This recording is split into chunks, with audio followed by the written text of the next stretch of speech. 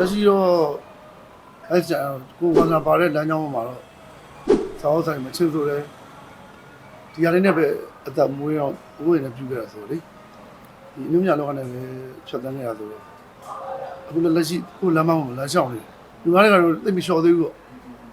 မိသားစုလည်းဒီဟာလေးနဲ့ပဲဝိုင်းရေးအတွက်မိသားစုစာဝန်နေပဲဒီအနုညာနဲ့ပဲကျွန်တော်လုပ်ကြည့်ခဲ့တာဟိုအကြည့်ပေါ့2000ကွာစတာ26ဆိုတော့တော့20လောက်ရှိပြီနော်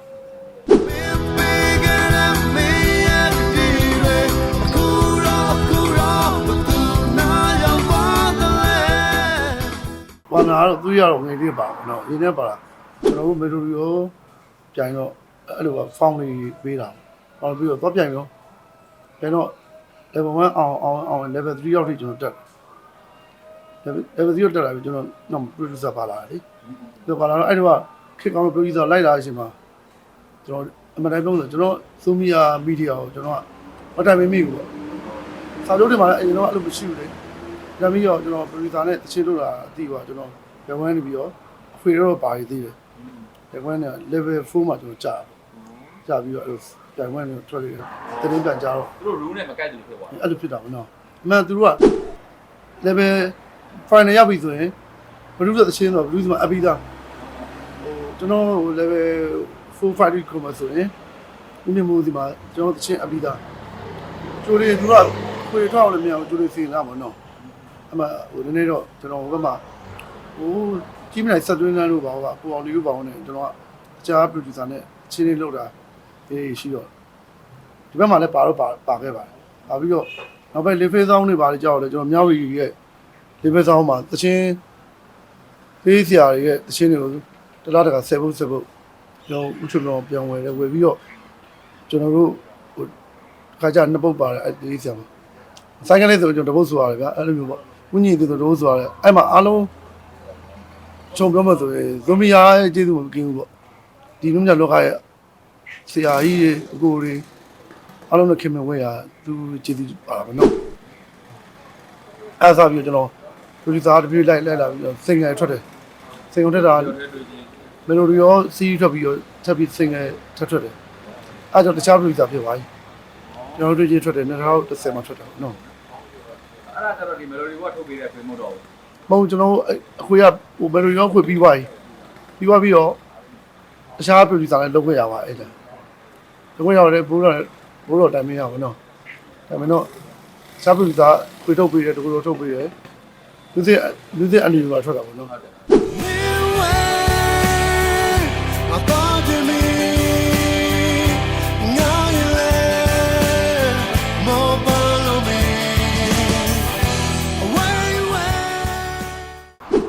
အမှန်တမ်းပြောမှဆိုရင်တချင်းကကျွန်တော်ကလေးပေါ်တယ်စင်တော်တို့ချင်းကြီးခဲ့တယ်ခမောင်တို့ဆိုင်းအဲ့လိုမျိုးချင်းကြီးခဲ့တော့ကိုလေးပြူကူဆိုတာတားအောင်တော့မှကျွန်တော်ဝင်နားထောင်တာတားအောင်တော့ပြီးတပြည့်ပင်လောင်းတော့ပဲပြန်စင်းတော့နောက်ထောင်ဟိုကိုမျိုးကြီးလေးပြီးလိုပဲပေါ့ကိုမျိုးကြီးလေးပြီးနားထောင်ပြီးမှကြောက်ဆောင်မြောက်ပြန်နားထောင်တာကျွန်တော်ကအဲ့လိုမျိုးဆိုတော့တချင်းတွေကတော့သူချင်းနေတဲ့ဂီတာတီးတော့သူတို့အပေါ်တော့ပါတာပေါ့နော်သူတို့ချင်းနေပဲကြီးခဲ့တာဆိုတော့ဦးညီတို့ချင်းနေတဲ့အကောင်ရကျွန်တော်အဲ့လိုမျိုးပေါ့ဟိုဖမ်းမှာကြောက်တော့ကျွန်တော်ရွေးတော့တယ်ကျွန်တော်ကိုလေးယူချင်းနေတော့ကြောက်ရွေးတော့အဲ့မှာနည်းနည်းအတန်တူရဆိုပြီးဖြစ်သွားပေါ့ဟိုအဲ့တော့ကိုလေးယူရတယ်15နှစ်ပြည့်လာမှအဲ့မှာဂရုံးသွင်းပေါင်းတဲ့ဒါပေမဲ့ကျွန်တော်ဂရုံးသွင်းပေါင်းတဲ့ကိုလေးယူပို့စိုးတယ်ကျွန်တော်ကဥကျော်ရင်လိုက်ရှိုးမှာဥကျော်ရင်ဒါနေဝင်းကနေရောနိုင်ငံခြားပြန်လာပြီးတော့စိုးချင်ပါသူနဲ့ကျွန်တော်အရင်တော့မျက်နှာဆင်းတယ်ဆင်းတော့အဲ့စပင်ကိုညက်တော့ကျွန်တော်လိုက်ရဆိုကျွန်တော်ထားတာပေါ့။ဘောလုံးပြီးတော့ကိုလေးပြီးတော့မှပြန်ပြီးတော့ထားတာပေါ့နော်။ဒီကုန်းနဲ့နီးတဲ့ပြရတဲ့ချေဒီကကြမမဝေကိုကြောင်းရုံနေစေအဲ့တော့သူ့ပုံစံသူအတန်ဒီလိုအယုံမောင်းအဲ့တော့ကျွန်တော်နည်းနည်းအောင်ပြည့်တယ်ကိုလေးကပဲကိုလေးကဆိုဒီပခုံးစိုက်ကစားအဲ့တော့ကျွန်တော်လည်းသူ့လောက်နေပါအကောင်ကြီးရဲ့နောက်ပိုင်းကျမှပိန်သွားတာဟိုပြောမဆိုသူချင်းနေတဲ့တော်တော်များကြိုက်တာဟိုနောက်ပိုင်းသူကိုတော့ကြိုက်သေးတယ်နောက်ပိုင်းချင်းနေဆိုကျွန်တော်ကိုလေးပြီးတော့မယူအောင်ခွေထုတ်ပြီးတော့လေကျွန်တော်လည်းချင်းနေပြီးတော့နောက်ကြိုက်ပါတယ် အဲ့လိုကိုလေးကတော်တော်ကိုလေးပြပါ IC ကတော်တော်ပေါက်နေပြီလေဟုတ်တော့ဟိုသူကြပြောမှဆိုတော့ဇွန်မီယာအဲ့တော့ကျွန်တော်တို့ရောင်လန်းခန်းကညို့အိမ်ရမှာတော့မသိဘူးအဲ့လိုအိမ်ရထဲမှာရုံးပါပေါ့နော်ကျွန်တော်ပြန်ပွဲထုတ်တဲ့နောက်နေ့ကျတော့ရုံးကိုဖုန်းနေဝင်တော့မန်လေးဘက်တို့ပါလို့ဆိုကျွန်တော်ပြန်ပွဲတော့ကြည့်ရပေးသက်ရှိရလေကျွန်တော်ထုတ်လိုက်တော့ကွန်ပလင်းတွေဝင်ကြဖုန်းနဲ့ကျွန်တော်ဖုန်းအမှန်ကျွန်တော်ဘက်ကလည်းဘိုးတော်မတိုင်မင်းနဲ့ချာချာပရိုဂျူတာလေးရတယ်လက်ခွာနေပရိုဂျူတာလည်းအမှန်တမ်းဆိုကိုပါပဲပြောမလို့ကိုဆိုလည်းငင်းမရတော့စေဘုံသားတော့တော့တော့သတင်းပြန်ကြတော့နေပြန်လာမလာရဲ့စီမြို့ကြီးနေရင်ဝတ်ဆိုရတဲ့စိတ်နဲ့မေလိုမရဘူးမေတောင်းနေအချိန်နဲ့ကြိုးစားကြည့်တဲ့မေပုံလေးအဲ့တော့လည်းကိုလေးကအလင်းရောက်လို့ပါပြန်ပြီးတော့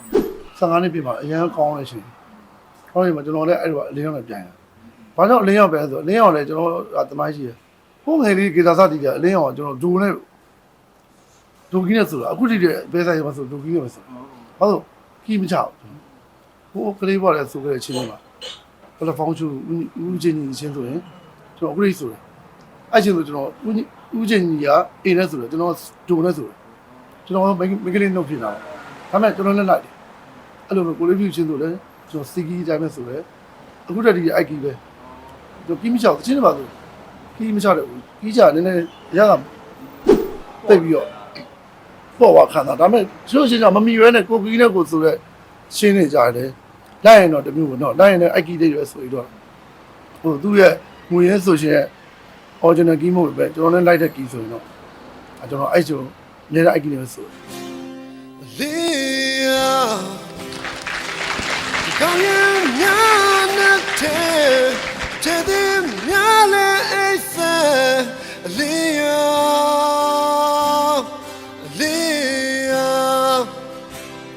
တခါတည်းမကတော့ဘောလုံးကတော့ဟိုအင်တာဗျူးအပြင်မှာတွေ့ရလူတိုင်းပြောတယ်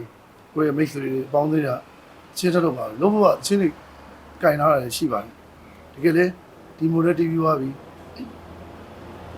နည်းနည်းလေးတော့အချင်းရောနှစ်မျိုးလို့ပတ်သက်ကောင်မှမနှမျိုးတချင်းနှစ်မျိုးလေဟောဆိုတော့တချင်းက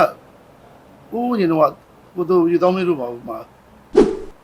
ရေးခဲ့တဲ့ကိုစာအုပ်လို့ပါဆိုကျွန်တော်တို့အများကြီးကြီးတယ်အခုတည်းတချင်းပေးတာလေကျွန်တော်အခုချင်းကိုလူသားစုတာချမ်းမကြသေးဘူးပေးတော့ချမ်းပြသေးချင်ကျွန်တော်ဖုန်းဆက်တယ်ချားလူလာဝင်တော့မှသူမရအောင်ကျွန်တော်လက်တယ်ဆိုပြီးအဲ့လိုပါရှိပါသချင်းတွေကျွန်တော်ဝယ်ထားတယ်ရှိပါကိုထုံကြီးကိုတီးရတယ်ဝယ်ထားတယ်ထုံကြီးဆိုလဲရန်ကုန်မြို့ရောက်ရှင်ကိုလေးပြူတီးတော့သူမရောက်သေးပါအဲ့တော့ကျွန်တော်သူ့တဲ့တပုတ်ဝယ်ထားတယ်စီးတစ်ခွင်ခွင်မှာပါမလုံးလို့ကိုရမထွက်ပြလေးအတေးကပေးလေးနှစ်ချိန်သုံးချိန်ရှိပြီမနော်အဲ့လိုသချင်းတွေကျွန်တော်ကင်ထားရှိတယ်အဓိကပြောနေတာတချင်းလေးပြောင်းမှာနည်းပြောတာနော်ဘာလို့ကိုချစ်လို့ပေးထားတဲ့တချင်းတွေဆိုဟိုပေးစရာတယောက်နေနဲ့ငွေကြီးတွေတောင်းတာမဟုတ်ဘူးကျွန်တော်သွားလာတဲ့ခင်မင်းနဲ့ညီကိုပေါင်းသိပြီးတော့ပေးတာချင်းဆိုတမိုးရှိတယ်ပို့ပြီးတော့တမိုးရှိတယ်ပြီးတော့ပျောက်မှကြောက်ချင်းကပေါင်းရတာနဲ့ပျောက်မှကြောက်တခြားလေးဟိုမာကက်ကောင်းကောင်းနဲ့တခြားပိတ်သက်ကြီးပေးနေအခုလက်ရှိကားထဲမှာကျွန်တော်ကြည့်နေတယ်အခုမျိုးကြီးတို့ကိုငယ်တို့ဆိုလဲချင်းတွေအရန်ကြိုက်တဲ့ချင်းတွေဦးထွက်တယ်အဓိကကျွန်တော်တင်းသက်သားတို့ပါရောင်းတယ်ရောင်းပြီးသွားရင်ချင်းကတင်းသက်ကြောင်းတွေကတချင်းတစ်ပုတ်ရဲ့တမိုးကိုပြန်ရတယ်ငွေအမောက်ပါနော်တကယ်ကြတော့ရင်းတော့လို့တချင်းကအရှိန်မကြံလေနောက်တော့ပြောက်သွားအဲ့တော့ကျွန်တော်မျိုးလားကျွန်တော်လည်းအဲ့လိုဖြစ်မှကြောက်တယ်အဓိကတော့လောဆယ်ကိုလူညာလမ်းကြောင်းမှာလမ်းလျှောက်နေပါနော်ဒါလေးနဲ့ပဲဒီသားသူဝမ်းသာဒါနဲ့မစားတယ်လူသားဖြစ်တဲ့ကွယ်ကိုစင်လာဒီလမ်းကြောင်းပေါ်ကမချော်သွားတယ်နောက်လည်းချော်မှမဟုတ်ဘူးတေးရည်တချင်းကစိုးနေမှာရှင်းလဲဆိုပြီးတော့ပဲတက်ကြီးတော့အောင်နော်အဲ့လိုပဲပေါ့ဆိုတော့ချင်းစုံတွေကလူကစိတ်သက်သာတယ်ဘယ်တော့ပဲပြင်မဲ့ကျွန်တော်ငယ်လေးတော့ပါသွားတာဟို9နှစ်6နှစ်တည်းကကျွန်တော်ဂီတာတီးတတ်တယ်ဟိုရင်လည်းကျွန်တော်နေမှာဂီတာရဲ့ကလေးဘွားတော့အော်တီးတယ်ဆိုတော့ဒီသွေးရောဖြောင်းလို့မရဘူးကျွန်တော်မှကျွန်တော်ထွက်ပြပါအဲ့မှာ black list တို့ပါထွက်ပြပါကျွန်တော်ဒီနေ့ကိုယ့်ဘက်ကို ဘယ်လိုကမလဲငွေကြီးတဲ့စုကိုယ့်ရဲ့မိသားစုရှိသေးအောင်ငွေကြီးတဲ့စုလေကိုကြတဲ့ချင်းအရန်စိတ်ကတားမရဖြစ်လာတော့ချင်းတပုံးထုတ်ဖြစ်တယ်ကျွန်တော်ပြီးခဲ့တဲ့တနေ့တော့ကိုရမျိုးဒရမာရမျိုးတီးရဲ့လက်လေးထွက်ထားတယ်နည်းနည်းတော့ချားဝိုက်ပေါ့နော်ကိုလည်းရှိပါအခုလည်းထုတ်လို့ရှိပါတယ်ထုတ်ရတော့ကျွန်တော်စိတ်ကူးတော့ကိုစာအုပ်ရှင်းအရင်ချပြအောင်မလားထုံးချင်းကိုချပြအောင်မလားနောက်တဲ့တကယ်ကြီးတွေကြတာချင်းချင်းရှိတယ်ဒါပေမဲ့အရင်ဆုံးရောက်တဲ့ချင်းကတော့ကိုစာအုပ်ရှင်းပေါ့ဒီချင်းလေးတွေကတကယ်ကျွန်တော်နောက်တဲ့ချင်းတဲ့လမ်းပန်းတဲ့တကူကြောက်ပုံမှန်ရှင်းကောင်းပါ ဒီနေ့မကြခင်ကျွန်တော်တို့နားထောင်အောင် ဟုတ်ကဲ့ထုံးပါလက်ကြည့်လည်းကျွန်တော်ကင်ထားတယ်မိသားတော့ပဲကျွန်တော်ဒီမိသားလေးပြီးရပြီးရဒါပေမဲ့အဲ့ဒါခါကြောက်လည်းအနည်းငယ်တော့သိရမလားကိုဖီနဲ့ကိုသွားတော့နေဝမယ်ချက်ချင်းပေါ်လာမယ်အဲ့လိုပေါ့အနည်းငယ်သမားလို့ဒီတိုင်းပါလက်ရှိတော့ဝါသာပါတဲ့လမ်းကြောင်းမှာလမ်းလျှောက်နေတယ်မိသားစုလည်းဒါလေးနဲ့ပဲရုံးတော်ပြီးသွားနေတယ်မှန်တယ်မဟုတ်ဆိုအဲ့ကြောင့်55လောက်ပဲကြာ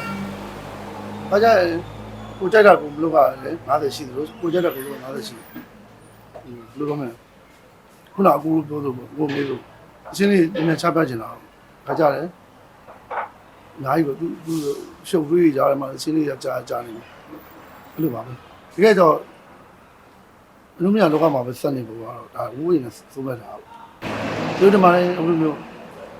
မင်းလည်းဒါပြုနေတဲ့အတားရောကျွန်တော်မင်းလည်းဘာလုံးနေတဲ့စိတ်ဝင်စားစောင့်ကြည့်တဲ့ကျွန်တော်အမှားကပြီးတဲ့အားလုံးကျေးဇူးတင်ပါတယ်ကျွန်တော်ညောင်းနေတာဆိုပဲအရှင်းစစ်တွေအများဆုံးပြီးတဲ့ကြောင်ချတော့ကြိုးစားနေပါတယ်ဒီတင်တော့ဒီမှာလေ